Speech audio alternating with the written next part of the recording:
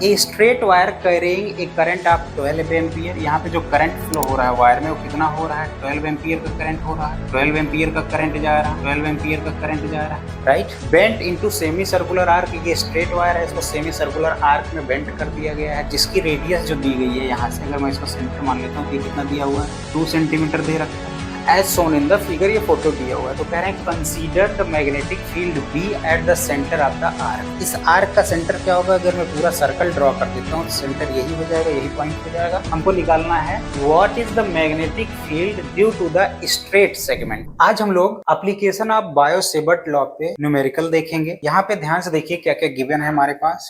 Given है number of turns, given है 100 turns है। रेडियस जो दे रखा है, सर्कुलर लूप है, सर्कुलर लूप है। आपको पता है अगर कोई सर्कुलर लूप है तो इसके एक्सियल पॉइंट पे मैग्नेटिक फील्ड क्या होता है, भी आपको बता रखा मैं क्या होता है, म्यू एन आई। अगर इसका जो रेडियस है वो ए है तो ए स्क्वायर, नीचे 2 टाइम्स आर स्क्वायर। आर क्या है, ये यहाँ से अगर मैं एक्स डिस्टेंस मान लेता हूँ, ए स्क्वायर प्लस एक्स स्क्वायर की पावर क्या होता है, 3/2 इसके इस पॉइंट पे होता है। लेकिन वहीं सेंटर पे जो मैग्नेटिक फील्ड होता है किसी भी सर्कुलर लूप के, mu naught I upon 2 pi, mu naught I upon 2r। यहाँ पे आपको रेडियस दे रखा है, वो दे रखा है 10 सेंटीमीटर, तो ये क्या हो गया 10 इंटू 10⁻⁻2 मीटर।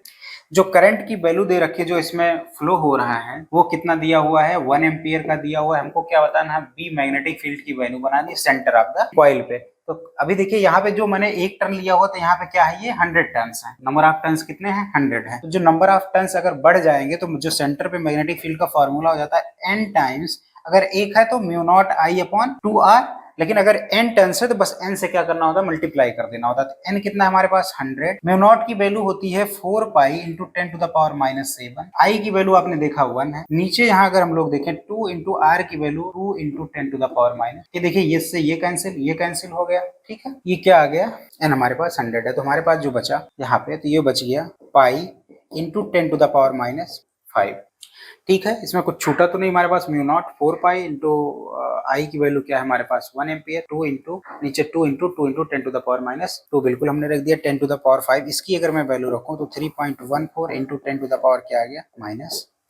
अगेन हम लोग देखते हैं एक बार इस क्वेश्चन को, चेक करते हैं कुछ छूटा तो नहीं हमारे पास। 100 टर्न्स है, रेडियस 10⁻⁻10 है, राइट है। करंट करे हमारे पास 1 हो गया। मैग्नीट्यूड बताना, तो मैग्नीट्यूड क्या हो जाता है, n times mu naught I upon r square. Mu naught की वैल्यू होती है 4 पाई इंटू 10⁻⁻7। नीचे हमने 2 ले लिया, और जो रेडियस इसकी दे रखी है, सॉरी यहाँ 10 सेंटीमीटर दे रखी है, तो यहाँ पे आपको क्या पुट करना रहेगा, 10 पुट करना रहेगा। यहाँ पे जब 10 पुट करेंगे तो जो मैंने लिखा हुआ 10 इंटू 10⁻⁻, तो यहाँ से ये क्या हो गया, 2 2 जा 4 हो गया, ये 10 से ये कट गया, 1 कट गया, तो यहाँ पे जो हमारे पास बचेगा, इसकी वैल्यू जो हो गई 10 इंटू 2 पाई इंटू 10⁻, ये वाला जब ऊपर जाएगा इसको 5 हो जाएगा। यहाँ पे क्या हो गया 10⁻⁻5, ये इसको क्या करेगा 4 कर देगा। यहाँ पे 2 इंटू 3.14 इंटू 10⁻⁻4, इसको जब सॉल्व करेंगे 6.28 इंटू 10⁻⁻4। इसकी यूनिट क्या होती है, ठीक है। दूसरा न्यूमेरिकल देखते हैं। ये तो हमारा था जब सर्कुलर कॉइल हो उसके सेंटर पे। दूसरा न्यूमेरिकल देखते हैं। हमारे पास क्वेश्चन है a straight wire carrying a current of 12 ampere. यहाँ पे जो करंट फ्लो हो रहा है वायर में वो कितना हो रहा है, 12 एम्पियर का करंट हो रहा है, 12 एम्पियर का करंट जा रहा है, 12 एम्पियर का करंट जा रहा है, right. Bent into semi circular arc, ये स्ट्रेट वायर है, इसको सेमी सर्कुलर आर्क में बेंट कर दिया गया है, जिसकी रेडियस जो दी गई है यहाँ से, अगर मैं इसको सेंटर मान लेता हूँ तो ये कितना दिया हुआ है, 2 सेंटीमीटर दे रखा है as shown in the figure. ये फोटो दिया हुआ है, तो कह रहे हैं consider the magnetic field be at the centre of the arc. इस आर्क का सेंटर क्या होगा, अगर मैं पूरा सर्कल ड्रॉ कर देता हूँ, सेंटर यही हो जाएगा, यही पॉइंट हो जाएगा। हमको निकालना है what is the magnetic field due to the straight segment. Straight segment ये वाला है और ये वाला, इसके कारण इस पॉइंट पे हमको क्या बताना है, मैग्नेटिक फील्ड बताना है। तो अगर बायो-सेवर्ट लॉ हम लोग देखें तो मैग्नेटिक फील्ड स्ट्रेट वायर के कारण हमारे पास याद है mu naught upon 4 pi I dl cross r, dl cross r upon क्या होता है आर स्क्वायर। इसको और सिंप्लीफाई करें तो mu naught I upon 4 pi I DL sine theta upon क्या होता है आर स्क्वायर। जरा ध्यान से देखिएगा, ये हमारे पास वायर है, जो क्या है यहाँ पे करंट एलिमेंट जो हम लोग लेंगे वो डीएल लेंगे, उसकी भी डायरेक्शन क्या होती है, जिस डायरेक्शन में करंट फ्लो हो रही होती है। और हमारे पास जो पोजीशन वेक्टर है जहां पे हमको मैग्नेटिक फील्ड निकालना है आर डिस्टेंस पे, मान लेते हैं ये रेडियस के डिस्टेंस पे आर, उसकी भी डायरेक्शन क्या है, सेम है। तो डी डीएल की और आर की दोनों की डायरेक्शन सेम हो गई तो थीटा की वैल्यू क्या हो गई, यहाँ पे 0 हो गया। देखिए इसी डायरेक्शन में आर भी है, इसी डायरेक्शन में क्या है, डीएल भी है, तो हमारे पास जो मैग्नेटिक फील्ड की वैल्यू आ जाएगी वो क्या आ जाएगी, 0 आ जाएगी। इस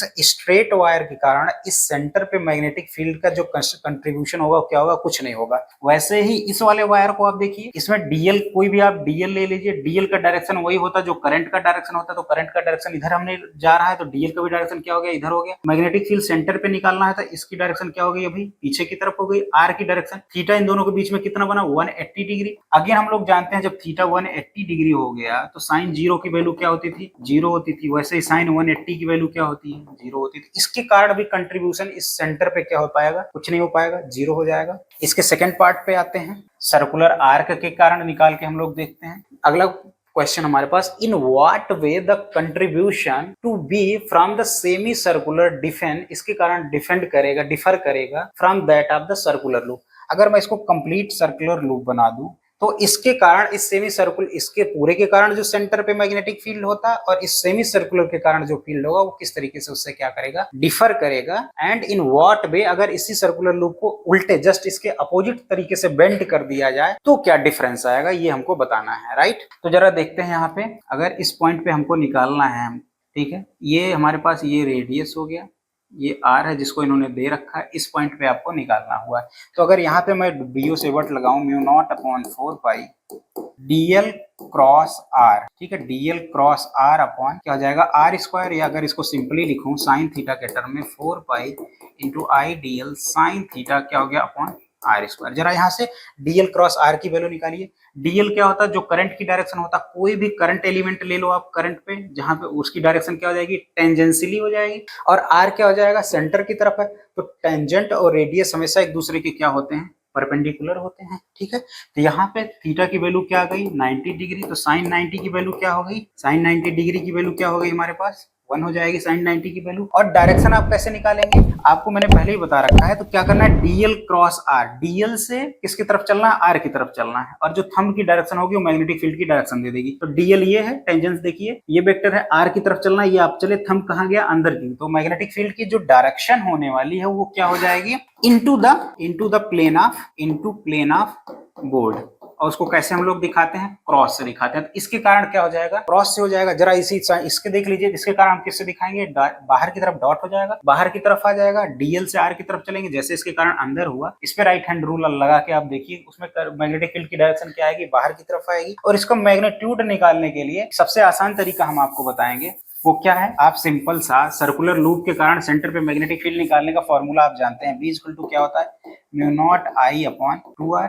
पूरे सर्कुलर लूप के कारण होता है, लेकिन यहाँ सेमी सर्कुलर लूप है तो वो एग्जैक्टली हाफ होता है, तो इसको क्या लिख सकते हैं, 1/2। इसके लूप के कारण म्यू नॉट आई अपॉन क्या हो जाएगा, 4/2r। अब जरा सारी वैल्यू को पुट कर देते हैं हम लोग, 1/2 4 pi into 10 to the power क्या हो गया, -7। करंट की वैल्यू है 12 एम्पियर, नीचे 2, आर की वैल्यू देखिए 2 centimetre, 2 into 10 to the power -2 हो गया। ये देखिए 2 2 जा 4 कैंसिल हो गया, राइट। यहाँ से क्या आ गया, 2 6 जा आ गया, तो यहाँ पे क्या हो गया, 6 पाई इंटू ये जाएगा ऊपर 5 हो जाएगा, 10 टू द पावर -5 हो गया। अब जरा इसको सॉल्व करते हैं, यहाँ पे 6 into 3.14 into 10 to the power -5। जब इसको सॉल्व करेंगे यहाँ से मल्टीप्लाई कर लीजिए, 6 4 जा 24, 6 2 जा 6 1 जा 6, 6 2 जा क्या आ गया 8, 18, 2 पॉइंट बाद डेसिमल लग गया, 10 टू द पावर -5। अब जरा ध्यान से देखिए, यहाँ से मैं एक वैल्यू हटा रहा हूँ, डेसिमल यहाँ ला रहा हूँ, 1.884 into 10 to the power -4 tesla. इसको सिंप्लीफाई लिखो तो इसको 8 से 1 आगे मैंने राउंड ऑफ कर दिया, 1.9 into 10 to the power -4 tesla. ये क्या हो गया आंसर। देखिए बायो-सेवर्ट लॉ